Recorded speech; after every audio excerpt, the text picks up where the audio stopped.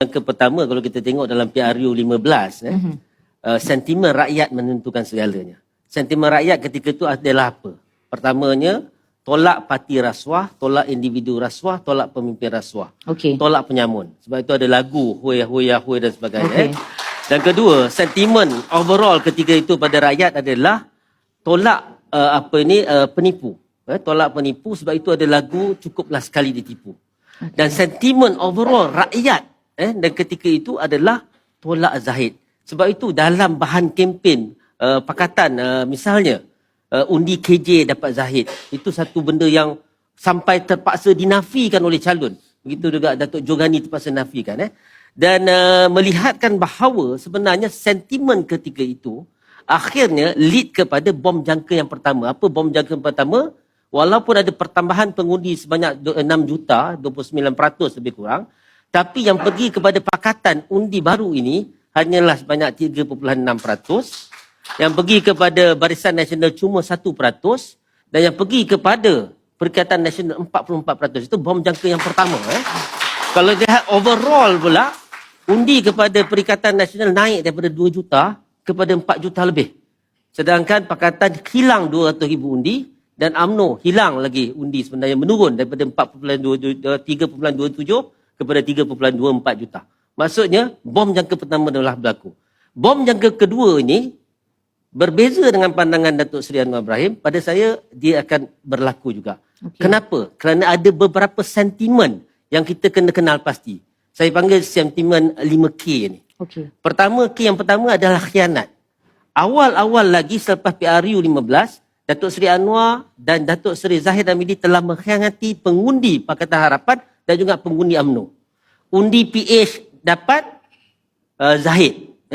Itu bukan kehendak pengundi PH. Pengundi PH tak mau dapat Zahid, tapi bila mereka undi PH, mereka dapat Zahid. Undi BN, patutnya tak dapat DAP. Tapi begitu, dah dikhianati. K yang kedua adalah berkaitan dengan kata-kata kelentong. Banyak janji-janji yang tidak ditepati. Apa yang dibuat dalam PRU. Contohnya, janji PM tidak akan jadi Menteri Kewangan. Tapi dibuat juga. Janji yang lain. Hari ni jadi PM. 24 jam selepas angkat sumpah. Harga minyak turun RM1.50. Kalau saya tak jadi PM, sebab itulah harga tu tak turun kan. Itu dia cakap. Itu tahun 2019. Jangan sampuk kan. Jangan sampuk. K yang ketiga. Sekejap. Saya belum habis lagi. Saya belum habis lagi. K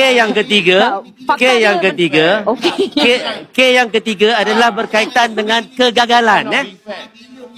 K3 adalah berkaitan dengan YB, anda dinamakan Yang Berhormat. Jadi sila berlaku secara berhormat. Okey. K yang ketiga adalah kegagalan. Kegagalan kerajaan hari ini, kegagalan PM hari ini, kegagalan formula menteri, menteri formula Rafizi. Ini menjadi sentimen kepada rakyat. Keempat, kata lain, bikin lain. Betul? Ini apa yang berlaku hari ini. Dan yang kelima, K yang kelima adalah keangkuhan. Keangkuhan Menteri Pelancongan baru-baru ni. Menuduh penjawat awam ada makan rasuah. Keangkuhan Menteri Menteri Komunikasi yang mengugut netizen dalam TikTok live-nya. Keangkuhan Menteri Dalam Negeri. Keangkuhan Menteri Harga Barang. Bila rakyat bagi tahu harga barang nak naik, dia kata mana bukti? Keangkuhan termasuklah YB Sani, Ulu Langat. Ini kerajaan kami. Ikut sukalah kami nak buat apa. So ada 5 sentimen madani yang ditunjukkan oleh kerajaan hari ini yang pada saya akan mempengaruhi meletusnya bom jangka dalam PRN 6 negeri ini. Jawab.